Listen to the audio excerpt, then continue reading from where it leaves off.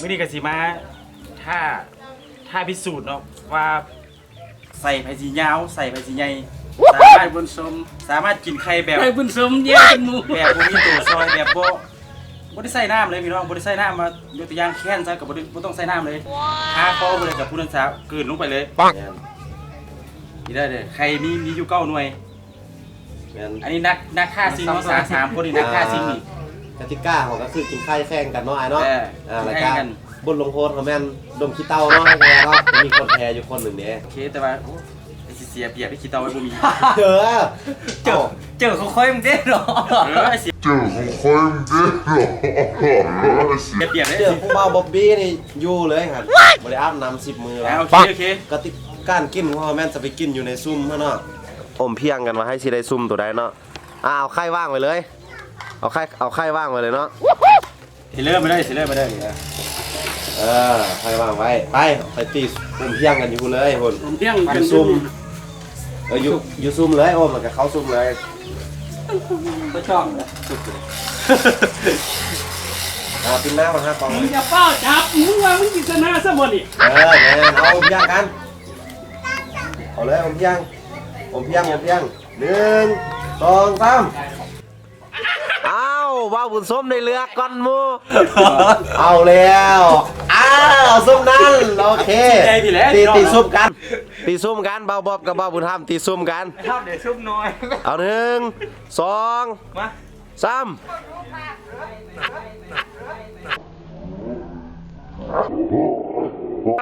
เนี่ยเอาเบาบอบบี้ได้ซุ่มนั่นเนาะคือว่าเป็นซุ่มมีน้อยก็โมเข้าในซุ่มเลยเด้อเอาดีๆเนาะรางวัลรางวัลก็คือลมขี้แฮเด้อสำหรับคนแพ้เริ่มเอาเฮ็ดดีๆแม่ว่าบุญธรรมน่ะบ่ได้ที่เพิ่นน่ะโอ้มันกงจงปั่นจอบเบิ่งยังคักแกวบ่อบบี้เอาดีๆอย่างบ่าวบุญส้มมันอยู่บ่เขาอยู่บ่เดียวเพิ่นว่าสิเข้าแบบโรแมนติกลีลาเด็กน้อยเนาะเพิ่นเฮ็ดจังได๋ก็ได้เนาะเพิ่นเป็นลักษณะเอาบ๊อบบี้บ่ได้เด้อเพิ่นเด้อเขาตัดฟ้าวเด้อเฮ็ดเพิ่นเด้อนั่งดีๆก็ก้มหัวคือบ่าวบุญส้มมันเอาย่องหัวเลยเอาย่องเลยเอา1 2 3เอาไข่เด้อเอาไข่เด้ออย่าให้ซุ่มมุนเด้อ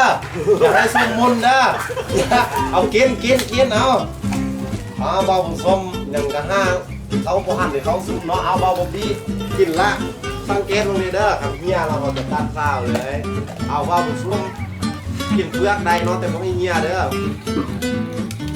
เอาใส่เป็นกินเข้าไปแล้วเนาะให้สิเมื่อสมกันโอ้บ้าบุญธรรมกินดีๆเด้อบุได้อยู่ได้กินไปขนาดเอาเฮ็ดงั้นนะเอาบุได้ตีเห็นขนาดเอาออกมาละผ่านไปละอีก1 หน่วยละบ่าวบี้บ่าวบุญส้มกับไป1 หน่วยละพอนำเนี่ยเอาบัดนี้บ่นะบ่มีน้ำเด้อเบิ่งเนาะว่าให้สิได้ดมขี้แฮเนาะโอ้ยคือดมขี้แฮบ่าวบ๊อบบี้เนี่ยบอกเลยฮะเอาละบ่าวบ๊อบบี้ไปละเอาบ่าวบ๊อบบี้ไปอีกแล้วหน่วยสุดท้ายแล้วเนาะบ่าวบ๊อบบี้เนาะโอ้เรื่องกินนี่ให้ห่วงเนาะไว้ใจบ๊อบเนาะเอาเบาบุญส้มกับเบาห้ำพอดีหอมกันบัดนี้เอาผู้ใดสิแพ้ผู้ใดสิชนะกันยาวมาซูซี่เนาะเอาโอ้บาบบี้ชนะแล้วเนาะบาบบี้ชนะแล้วเอาบาบุญธรรมเฮ็ดมันนั่นบ่ได้เด้อบ่ได้เนาะทำลายคู่ต่อสู้เนาะนั่งกินดีๆอยู่ซุ่มไอ้ซุ่มมันเด้อเอากินมันคือการทำลายกูต่อสู้เนาะอันนี้เนาะเอาให้สิเมิดกว่ากันเบาบุญธรรมบุยันแพ้บ่ขอส้มเริ่มหน้าที่แล้วคนกินบ่ได้อยู่เนาะกำลังแข็งอยู่เนาะเอาบาบุญส้มไข่เอาเราตัดเฝ้าเลยเราบาบุญส้มไข่เด้อเฝ้าแล้วตัดเฝ้าแล้วตัดเฝ้าโอ้ย้ำหมดเปลือกเลยเนาะจะกินไข่ป่ะนี่วะเบาหำเอาซูมออกเนาะโอ้ซีนาเนาะเอาบาบ๊อบบี้สิไปไซมาอยู่ก่อนแม่ผู้ชนะนะบ่ให้กินเถอะฮะบ่ได้บาบ๊อบบี้นี่บาบุญส้มนี่เปื้อนมาเลยเนาะบ่เป็นยังซักเอาเป็นว่าเสื้อตัวนี้ซื้อมาแต่ว่าเวียดนามบ่ได้อายเอ้ยเอามายืนอยู่นี่เนาะเข้าไปก็ล้มปัก บ่าวบุญธรรมนี่เหือแตกเหือมางเลยเนาะเพิ่นว่ากัน แคนหอนทองวับวับบ่แม่นเนาะ กันยังเนาะ บ่กินละเอาไว้เฮียเอาไว้บ่กินบ่กินละตัดฝ้าวแล้วเด้แกเสื้อเนาะบ่าวบุญธรรมแกเสื้อออกบ่าวบุญส้มเนาะฮันผู้ส้มว่าบ่ได้ละแบบนี้นะต้องได้ดมขี้แห้งสองคนนี้เนาะแกเสื้อออกบ่บ่บี้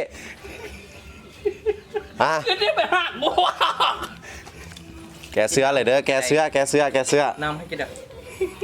ฝ้าวเถอะเนาะดมขี้แห้งบัดเดียวแล้วก็ไปกินเนาะนำเนาะเอาแกไหม ไม่ได้อ้อมน้ำผิดนึงเลย คือกันนะตัว เอาแกไหมเสื้อน่ะแกเอาแฮร์แล้วนะ หัวเจ้าเย้ยแล้ว โอ้ยหุ่นอ่ะเบิ้งซิกแพคอะปักโตหุ่นอ่ะกึ่งเจี๊ยเฮ็ดสิได้ไหมอ่ะพองวะเฮ็ดซิกแพคคือเมื่อกี้นี่นะ เชียวแต่กูประทัดดมกูยังเหม็นแล้ว โอ้โหขนมโอ้ คนไปลิ้น หุ่นอ่ะบอกเลยเจอเบ้าบุญธรรมนะสุดยอดเลยงานนี้มีจวดบ่าวบุญสุเบิงซีนะคนในดมขี้แฮนี่ต้อนยังบ่ทันได้ดมได้นี่ บ่ นะ ทันได้โดมไอ้กันหักก่อนแล้ว เอาแกไหมบ่าวแกไหมบ่าวสิได้โซซิกแพคกันแล้วเนาะว้าวแกโอ้บ่าวนี่คือว่าหุ่นใส่ได้แต่ว่าขี้แต่ขี้แฮดำหน่อยนึงเนาะบ่าวไปนั่งหั่นให้บ่าวบุญส้มดม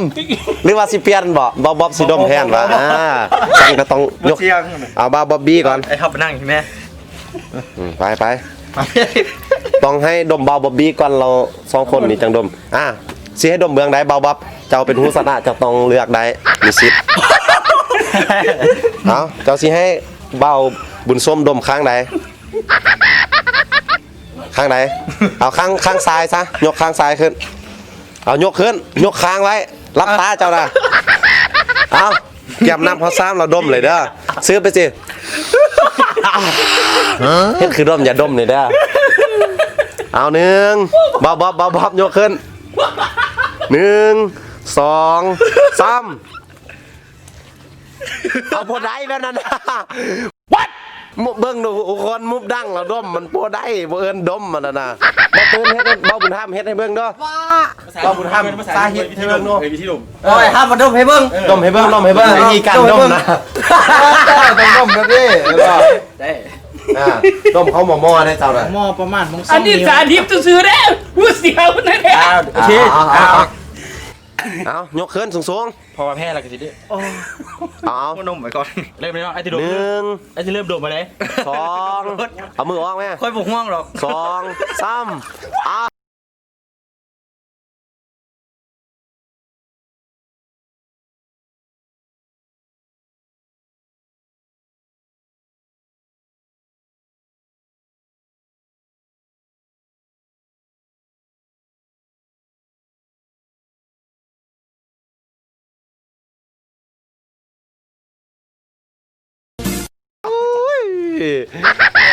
เบาบุญธรรมมาบัดนี้นะ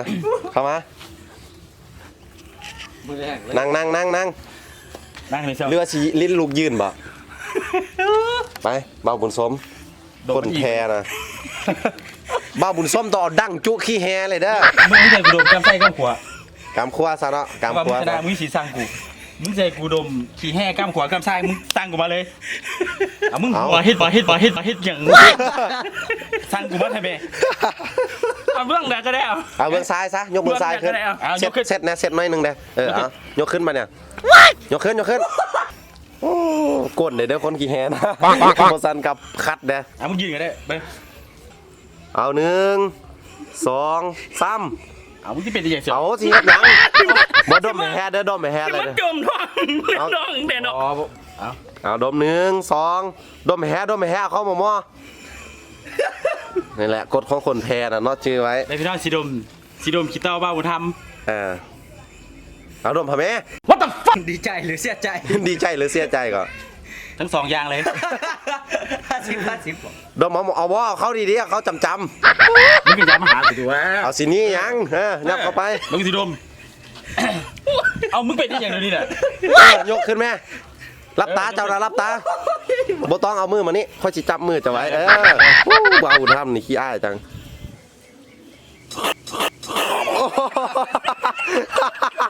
สนใจเธอแล้วใช่ไหม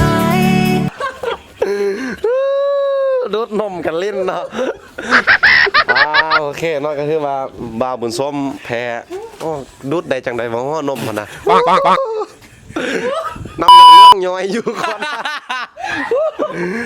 ยังบ่เป็นหยัง จังใดรู้สึกเป็นจังใด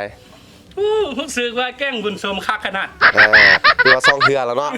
กูให้มีอีกหน่วยหนึงอีก หักมึงหลาย จังได้กะโอ้เบาบุญธรรมนี่คือว่าคักเนาะเรื่องขี้แฮนี่เนาะ แต่กูบ่ทันโดนกูยังเหม็นแล้ว พี่ไก่กรรมการเด้อคลิปนี้เด้อให้10เด้อคะแนนให้10ท่านผู้ชมกดไลค์กดแชร์ ฝากคันผู้ชมนี่เด้อฝากคันผู้ชมเนี่ย ท่านผู้ชมเอ้ยกดไลค์กดแชร์นะเด้อก ดติดตามพร้อมเด้อก ดติดตามพร้อม เนาะอย่าลืมเด้ออย่าลืมกดไลค์กดแชร์กดติดตามเนาะให้บ่าวบ๊อบบี้เนาะแล้วก็บ่าวบุญธรรมเนี่ยเนาะFC นวดยาวเนาะ เว้าเรื่องขี้โฮนี่ให้อันดับหนึ่งเนาะบ่าวบุญส้มนี่เว้าเรื่อง มีซิกแพคเด้ ดมเนาะ มักดมมักดูดเนาะคนนี่เนาะจะได้ก็เจอกันคลิปหน้าคลิปต่อไปเด้ออย่าลืมกดไลค์กดแชร์กดติดตามไว้เนาะบ๊ายบาย